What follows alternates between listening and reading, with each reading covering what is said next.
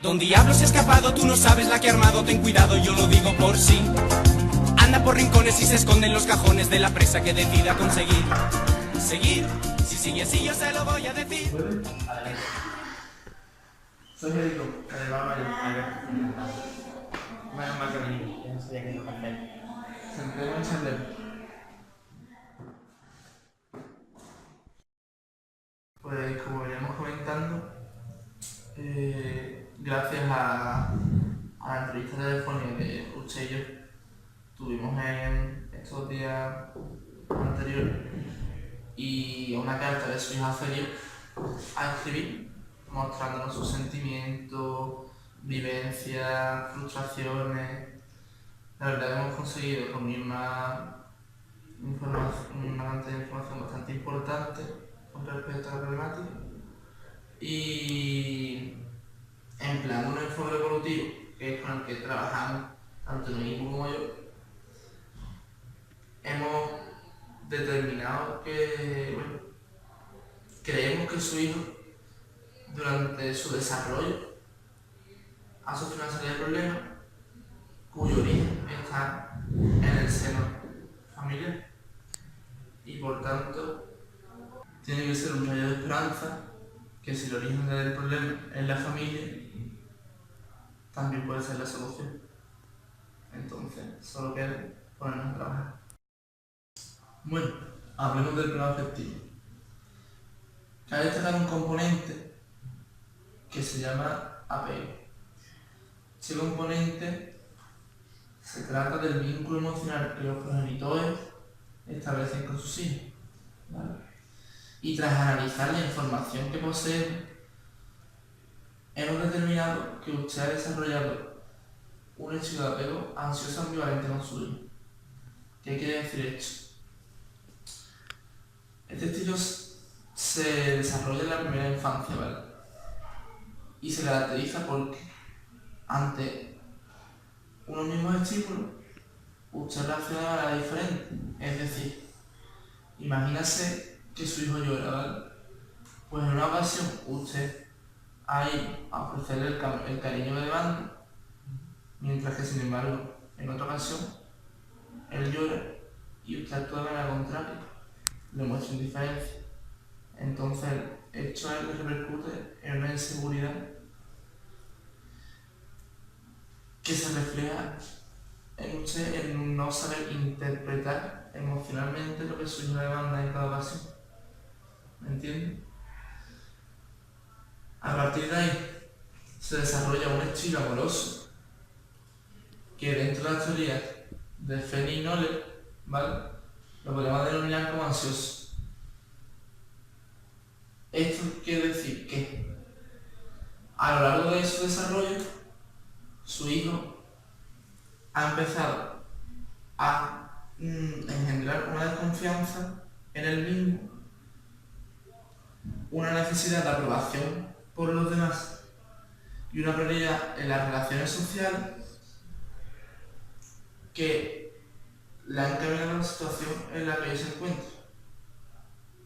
Pasando al plano emocional, podemos decir que durante la época de 6 a 11 años, etapa clave en el desarrollo de la comprensión emocional, comienza su aprendizaje para comprender sus emociones autoconscientes, además del uso de estrategias de afrontamiento de emociones negativas.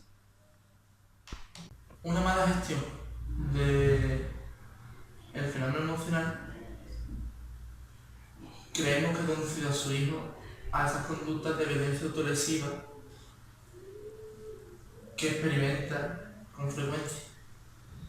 Y esto se ha visto retroalimentado porque no existe ninguna indicación educacional que le guíe hacia formas más correctas de expresión emocional. ¿Entiendes lo que te digo? Respecto a la capacidad de regulación emocional, es a partir de los 10 años cuando comienza a consolidarse y estabilizarse. Como antes hemos mencionado, a esta edad su hijo estaba utilizando estrategias nefastas de regulación y con estas sigue actuando. En la adolescencia se sufren diversos altibajos emocionales, normalmente predominados por los negativos, lo que probablemente habrá empeorado su capacidad de comprensión y expresión emocional. Sinceramente, no me extrañaría que no entendiese lo que siente. No por nada, sino porque se encuentra en una etapa muy conflictiva. Y es por ello por lo que está desarrollando o le está dando como vía de escape a estas emociones, esa agresividad y esas reacciones tan exageradas. Para abordar la temática de la moral, nos hemos basado en un enfoque evolutivo-cognitivo propuesto por Freire. Pero sinceramente, es aquí donde tenemos más dudas y no estamos del todo seguros. Es por eso que necesitamos aún explorar algo más al chico. Verás, existen dos estadios en los que se sitúa el desarrollo de nuestra moral. Por la edad que tiene Robert, debería encontrarse en un pensamiento moral autónomo, a partir de los 11 años según estudios. Pero a usted parece verlo como una figura autoritaria, encarnación del bien moral.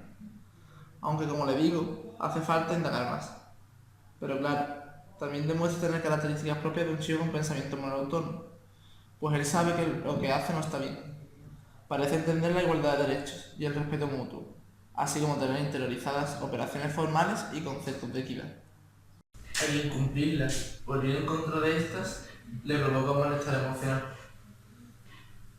Su sentimiento de culpa nos hace ver que es un buen chico, aunque sea de manera inconsciente y él aún no lo sepa.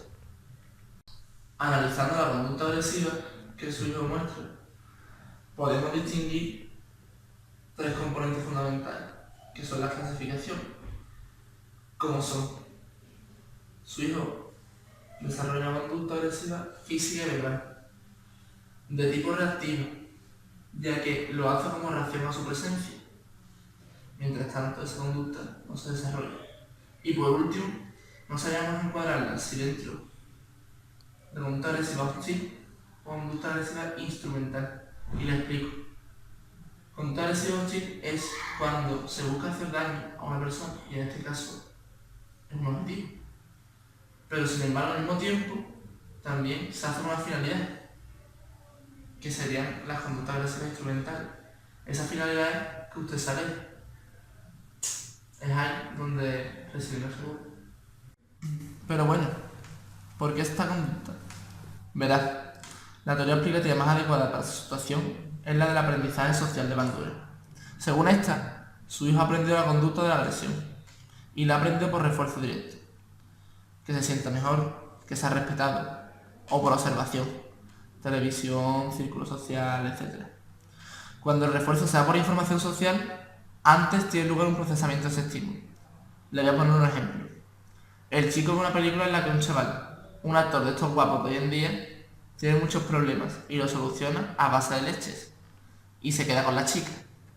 Su hijo interpretará que eso lo llevará a las metas que él quiere conseguir, por lo que elegirá la respuesta en base a esa información, la ejecutará e interiorizará en forma de retroalimentación una vez codificada junto a sus consecuencias.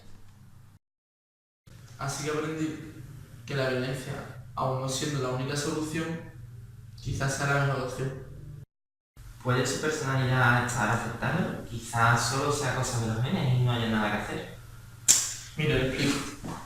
Existe una diferencia entre temperamento y personalidad. Sin embargo, están relacionadas. El temperamento es el sustento biológico de la personalidad. Se compone de la autorregulación y la reactividad. Y claro, como base genética, es lo que nos diferencia a uno de otros. Sin embargo, la personalidad abarca muchos otros aspectos y es ahí donde podemos intervenir. Por lo tanto, tenemos la capacidad de transformarla. La personalidad ha sido definida como un patrón de factores socioemocionales y cognitivos ligados al comportamiento y que distinguen a la persona de los demás. Está representada por rasgos, entre los que encontramos 5 dimensiones. Le comento: extraversión, neuroticismo, agradabilidad, responsabilidad y apertura a la experiencia. Es cierto que en la adolescencia, la extraversión, el neuroticismo y la apertura a la experiencia están en su apogeo. Si bien el rasgo de neuroticismo es el que más puede estar afectándole. Con puntuaciones altas, conlleva una inestabilidad emocional, ansiedad y mucha preocupación. Presenta una percepción sesgada hacia las situaciones negativas que hace que continúen sintiendo un círculo vicioso de emociones negativas. Se caracteriza por la falta de homogeneidad en la conducta, baja tolerancia al estrés, poca sociabilidad, etc. A veces es denominado vulgarmente inestabilidad emocional. ¿Y cómo afecta? Pues de diferentes maneras, pero puede hacerle poco vulnerable, resiliente o con predisposición para mantener el desajuste. A mi parecer, su hijo tiene una personalidad que le predispone a mantener un desajuste emocional a lo largo del tiempo. Me atrevería a decir que tiene un alto porcentaje de neuroticismo si le hiciésemos un test de personalidad como el perfil. Hablemos del desarrollo del yo. El desarrollo del yo es la imagen que su hijo se ha ido formando sobre sí mismo a lo largo del tiempo. Esta construcción se basa tanto en factores internos, como ya hemos hablado antes, del temperamento, la genética, y también gracias a factores externos, ya sean estilos de crianza, vínculos afectivos, entorno social, ¿vale? Se denomina autoconcepto y se desarrolla entre los 2 y los 4 años, es decir, en las primeras etapas, ¿vale? Su hijo, para forjar este autoconcepto, se fija en las emociones positivas que ha ido experimentando en los primeros compases de su vida. Repasemos la vida de su hijo. ¿Qué imagen puede haber creado de sí mismo Robert en estos años de vida? Una muy buena sin duda. No le faltaba cariño ni cuidados. Siempre tenía el ojito de papá puesto encima, siempre protegiéndolo. Pero, ¿qué pasó después? Todo eso mismo y cuidados desaparecieron para dar lugar a una independencia y necesidad de demostraciones de valía continuas. Su autoconcepto tuvo que ser muy negativo en los años posteriores. Además, entre los 5 y 7 años, comienza a compararse consigo mismo en una situación pasada. Hagámonos una serie de preguntas. ¿Qué crees que pasaba por su mente cuando pensaba en el cambio de actitud con él? Es para reflexionar. Seguramente no tiene en la cabeza tus motivaciones reales. Probablemente creyera que era la única razón posible de tu cambio de comportamiento. Se autoinculpara y pensara que él era el culpable de tantas exigencias, que todo aquello lo merecía. Bueno, siguiendo esa dirección llegaría al periodo de 8 a 11 años. Probablemente durante esta época, que coincide con el comienzo de su fracaso escolar, acabase de construir las bases de sí mismo sobre las que hoy vive. En este periodo son comunes y numerosas las autovaloraciones de sí mismo tanto positivas como negativas. Estas últimas predominantes en el caso de Robert, como podemos comprobar a día de hoy. La conciencia de sí mismo, sus estados internos y los roles que ejecuta le dan la capacidad para ir completando su autoconcepto con conceptos y valores más complejos, coordinando características opuestas. El rol que más repite Robert es el de perdedor. Un fracasado incapaz de hacer nada ni hacer sentir orgulloso a nadie. La descripción de sí mismo toma una nueva vertiente y ahora se basará en los rasgos y las categorías de los grupos a los que pertenezca. Además, comienza a compararse con los demás. Un problema añadido. Todo esto le provocará más malestar consigo mismo y culpabilidad. A no ser que vea a los demás peor que él. Esto podría explicar algunas conductas agresivas o devaluativas contra compañeros en el caso que las hubiera habido. De camino a la adolescencia, aumenta cuantitativamente la conducta de compararse con los demás y empieza a desarrollar un pensamiento abstracto que le permite detectar atributos y no solo rasgos, aunque todavía es muy simple y le provoca contradicciones. Y bueno, en donde se encuentra ahora. El punto presente. La parte más dura para el chaval en su desarrollo. En la adolescencia empiezan a analizar cómo son y cómo desearían ser. Nos encontramos con esa disonancia. Este análisis no tiene más que sufrimiento emocional como resultado para el chaval y culpabilidad que se va amontonando como una bola de nieve. Resultado de esto es la aparición en el chico de rasgos de egocentrismo y audiencia imaginaria. Esto último se explica como la atribución desde su perspectiva de una importancia desmedida a situaciones, valoraciones, etc. El pensamiento abstracto del chico evoluciona, como todo, para conseguir una coordinación entre valores y conceptos más compleja, así como su autoconcepto global, es decir, todo aquello que engloba varias esferas como son lo social, lo moral, etc.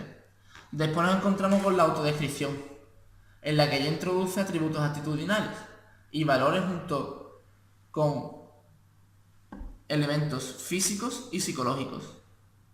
Todo ello evolucionando hacia una dirección guiada por la culpa, el autocastigo merecido y la cada vez más fuerte creencia de que no vale nada como persona. Aprovechando el tema, les voy a hablar de la identidad personal. Está relacionada con el autoconcepto. Sus dos pilares principales son la búsqueda del yo, es decir, la exploración introspectiva, y el compromiso con los valores, lo que se refiere a ideologías o relaciones externas. Pues, según parece, su hijo posee una identidad denominada como hipotecada. ¿Qué quiere decir esto?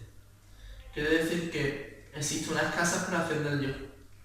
Sin embargo, sí que existe un compromiso con unos valores, pero son unos valores que él mismo no ha buscado, sino que vienen ya con un largo recorrido, es decir, aprendidos de la infancia. Esto se relaciona con un bajo nivel de autonomía y un mayor grado de convencionalidad y conformismo.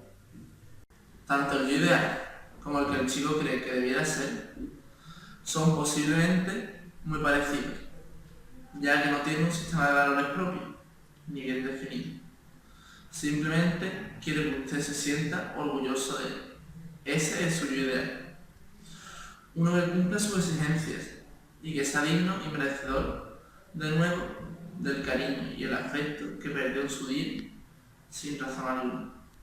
Y ahora, una vez hecho el diagnóstico, planteemos la intervención.